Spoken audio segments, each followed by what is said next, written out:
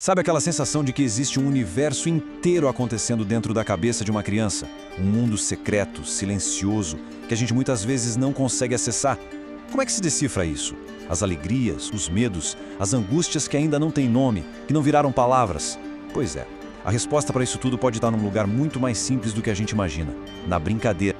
Essa frase, ela é a chave de tudo. Foi com essa ideia poderosa que uma pensadora revolucionária conseguiu abrir a porta desse mundo interior. O nome dela? Melanie Klein. E foi ela que nos ensinou a escutar o que as crianças dizem, mesmo quando elas não estão falando absolutamente nada. E para a gente entender de onde vêm essas ideias, a gente precisa primeiro conhecer a mulher por trás delas.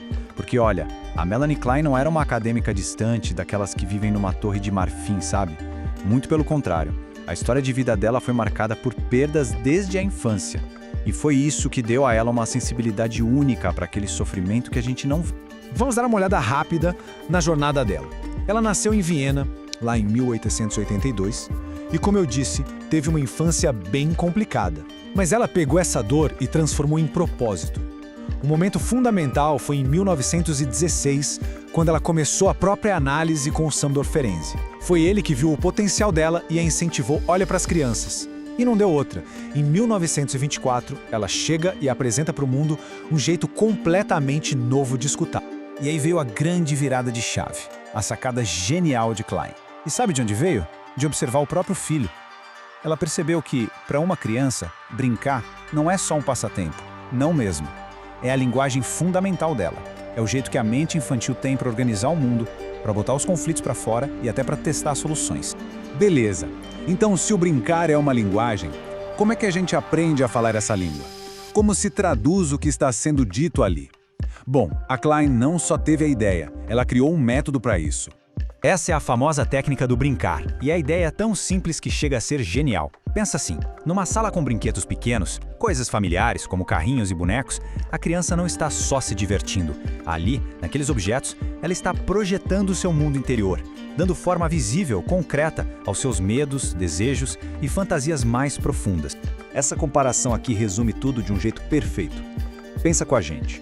Um adulto, na análise, usa as palavras, as associações de ideias, os sonhos para acessar o inconsciente, certo?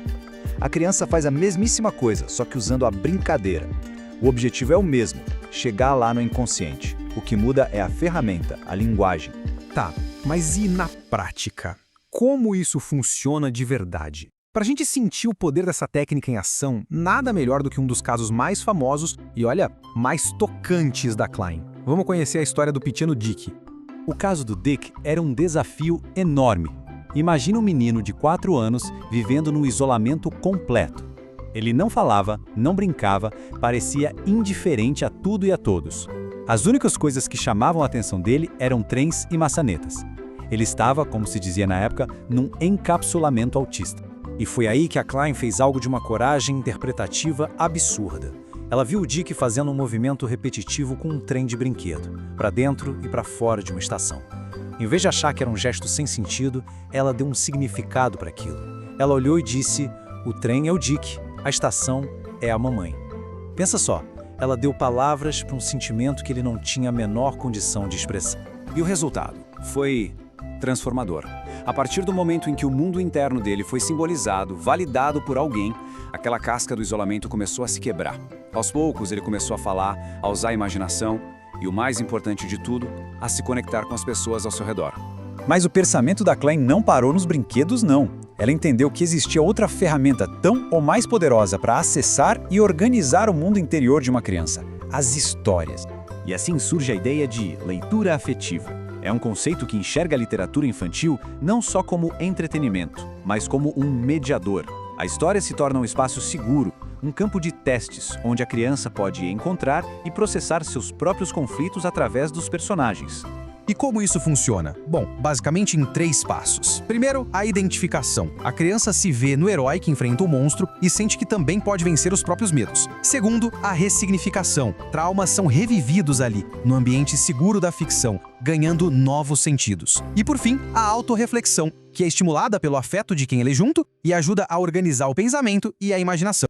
Os resultados práticos disso são notáveis. Crianças que vivenciam essa leitura afetiva desenvolvem mais resiliência emocional, dormem melhor, conseguem se comunicar com mais clareza e, o que é fundamental, aprendem a dominar a angústia, transformando-a em fantasia criativa.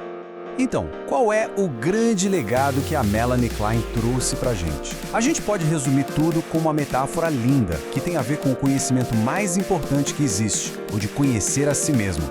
Imagina que o mundo interno de uma criança é como uma biblioteca imensa, cheia de livros, de histórias, mas está tudo completamente no escuro. As portas estão trancadas pela angústia e a criança não sabe como ler o que está escrito nas suas próprias prateleiras. O que a Klein nos mostrou é que o brincar e as histórias são um interruptor. Eles acendem as luzes dessa biblioteca, permitem que a criança finalmente veja o que está lá dentro, organize os livros da memória e, mais do que isso, comece a escrever seus próprios capítulos com mais coragem e imaginação. O trabalho da Klein nos deixa com uma reflexão final que ecoa até hoje. Ao oferecer um espaço para brincar e um momento de leitura, a gente não está apenas entretendo, estamos entregando as ferramentas para que a criança se descubra. E a pergunta que fica para todos nós é: que novos capítulos estamos ajudando nossas crianças a escrever?